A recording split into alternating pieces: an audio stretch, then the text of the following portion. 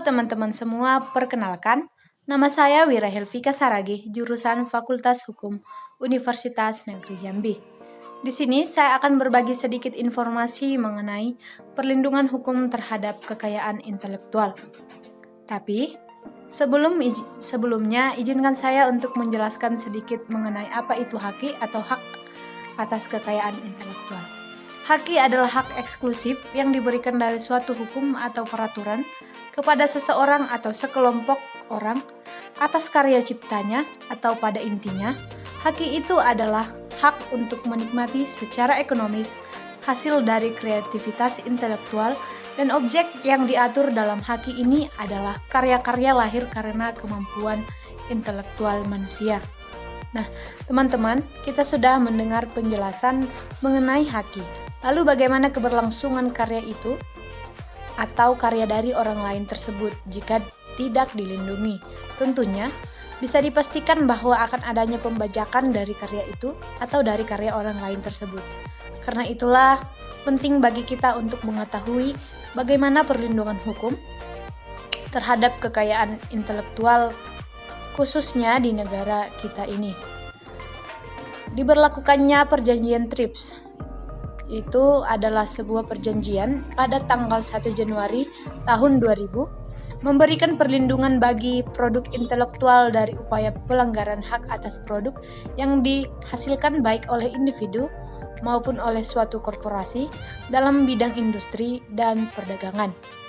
Dalam upaya menjaga pelanggaran hak atas keaslian karya cipta yang menyangkut pada hak cipta merek, paten, desain, produk, rahasia, dagang, dan tata letak sirkuit terpadu, Indonesia sebagai salah satu negara yang telah meratifikasi TRIPS.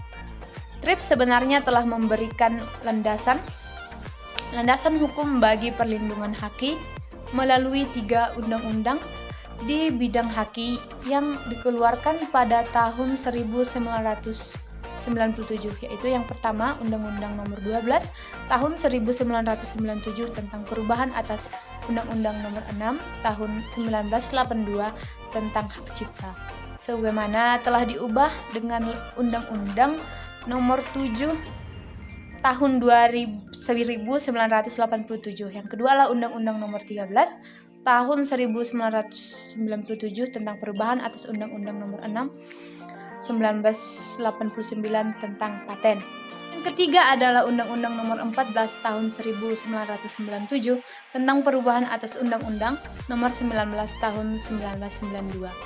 Dan ada 3 undang-undang lagi yang dikeluarkan pada akhir tahun 2000, yaitu yang pertama adalah Undang-Undang Nomor 30 tahun 2000 tentang rahasia dagang, dan yang kedua adalah Undang-Undang Nomor 31 tahun 2000 yaitu tentang desain produk, dan yang ketiga adalah Undang-Undang 32 tahun 2000 tentang desain. Sesuai perlindungan hukum terhadap haki tadi, maka tentunya kita sudah bisa melihat adanya peraturan-peraturan perundang-undangan yang diciptakan. Oleh karena itu, ada saja pelanggaran-pelanggaran haki ini.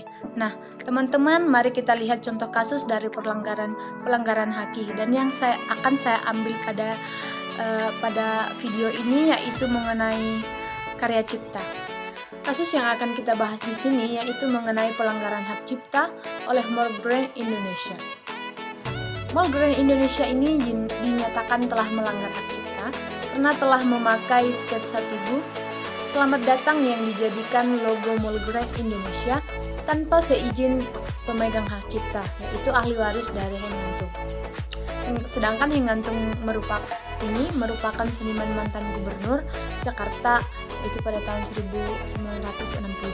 Dan sketsa tersebut dibuat Hengantung pada tahun 1992. Dan bukan hanya itu, sketsa tersebut juga dilindungi oleh Undang-Undang Nomor 28 tahun 2014 tentang hak cipta, tepatnya pada pasal 40 ayat 1 huruf F yang menyatakan karya seni rupa dalam segala bentuk seperti lukisan, gambar ukiran, kaligrafi, seni pahat, atau kolase.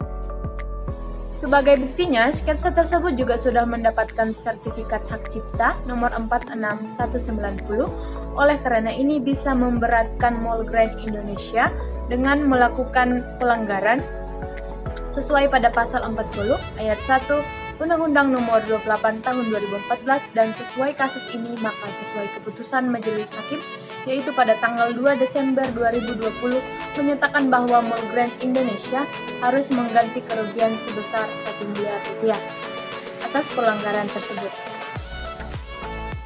Nah, jadi teman-teman, dari contoh kasus pada Mall Grand, maka kita tahu betapa pentingnya bagi kita untuk mendaftar karya seni kita yang kita ciptakan.